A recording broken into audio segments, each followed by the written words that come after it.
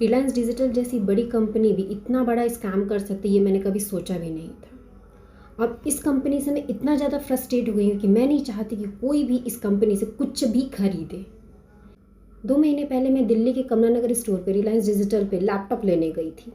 वहाँ पे मैंने अपना बजट और रिक्वायरमेंट दोनों बताया कि मुझे क्या क्या फ़ीचर चाहिए लैपटॉप में। तो वहाँ के सेल्समैन ने बोला कि अगर आप अपना बजट एक्सपेंड करते हैं तो आपको ये आपके फ़ीचर्स के साथ साथ और मल्टीपल फ़ीचर्स भी इसमें मिल जाएंगी। और ये जो लैपटॉप है उसका कज़न या फिर उसके रिश्तेदार में कोई यूज़ कर रहे हैं तो वो बहुत ही अच्छा लैपटॉप है, उसने ये भी रेफरेंस दिया। तो मैंने सोचा कि ठीक है, थोड़े बहुत पैसे अगर और लग जाते हैं तो एक अच्छा लैपटॉप मिल जाएगा। मैंने अपना बजट एक्सपेंड कर लिया। उसके बाद पेमेंट करने के बाद भी मुझे 3 घंटे स्टोर पे बैठना पड़ा just to get my laptop. 3 घंटे वेट करने के बाद जब मेरा लैपटॉप मेरे पास आया तो मैंने ऊपर ऊपर उसका नॉर्मल कैमरा या फिर नॉर्मल फीचर्स मैंने चेक किए जो कि उसमें थे।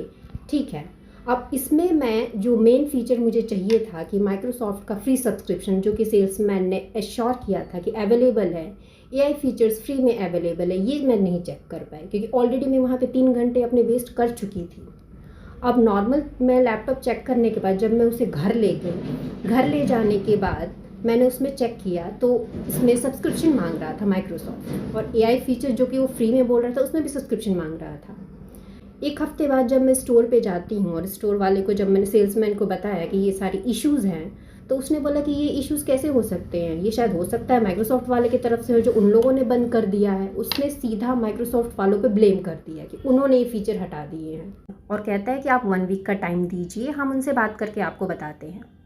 1 वीक बाद जब मैंने उसको वापस कॉल किया तो अब इस बात से भी मुकर रही है कि ये फ़ीचर्स के लिए उसने कुछ एश्योर किया था, कुछ प्रॉमिस किया था।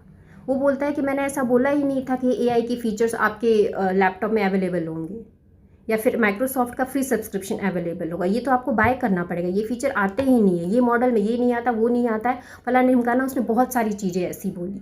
फिर जब सेल्समैन ने बात नहीं सुनी तो मैंने वहाँ के स्टोर मैनेजर को मेल किया, ऑफिशियल रिलायंस डिजिटल वालों के मेल पे मेल किया कि मेरी प्रॉब्लम वहाँ पे सुनी जाएगी। मल्टीपल मेल्स, मल्टीपल कॉल के बावजूद भी वो अल्टीमेटली मुझे ही ब्लेम कर रहे हैं कि इसमें अवेलेबल नहीं है और हमारी एम्प्लॉय से बात हो गई है, सॉरी फॉर द इनकन्वीनियंस वगैरह वगैरह, पता नहीं क्या क्या बोले जा रहे हैं। मैं उनकी सॉरी का क्या करूँगी जो मैंने इतने ज़्यादा पैसे लगाए हैं just for a particular feature और वो फीचर ही अवेलेबल नहीं है, तो वो लैपटॉप का मैं क्या करूँगी? वो डब्बा है सिर्फ मेरे लिए। जब मुझे लगा कि रिलायंस डिजिटल वाले बात अब मेरी नहीं सुनेंगे तो मैंने नेशनल कंज्यूमर हेल्पलाइन पे इनका रजिस्टर किया केस कि यहाँ पे क्या पता मेरी बात सुन ली जाए। जब यहाँ पे मैंने अपनी कंप्लेन की तो उनका रिप्लाई आता है रिलायंस डिजिटल वालों का कि please accept our sincere apologies for the unprofessional behaviour you experience, लेकिन हमारी पॉलिसी के अकॉर्डिंग हम फॉर्मल कंपनसेशन आपको नहीं प्रोवाइड कर सकते हैं।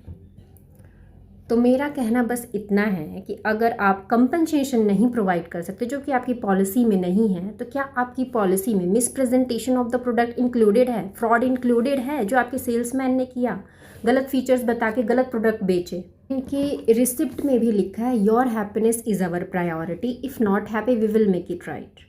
तो अब राइट कीजिए। आपकी वजह से मुझे प्रॉब्लम हुई और 3 महीने से मैं चक्कर काट रही हूँ आपके मेल्स, ईमेल्स, स्टोर के, और आप मेरी प्रॉब्लम नहीं सॉल्व कर रहे हैं जो कि बिल्कुल आपकी वजह से हुआ है।